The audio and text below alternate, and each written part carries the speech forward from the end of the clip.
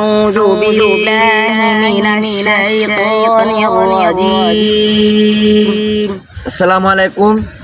আমার এই ছোট ভাই হাফিজি মাদ্রাসায় পড়ে। সে হাফিজি মাদ্রাসাতে কি পড়ালেখা করছে এটা আজকে বিস্তারিত জানবো। ভাই তুমি একটা তেলাওয়াত বলো।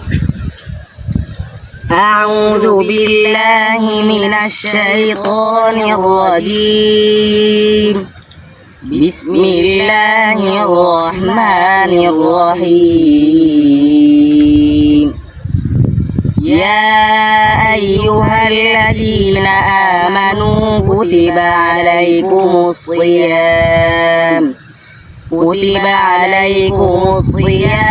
كما كتب على الذين من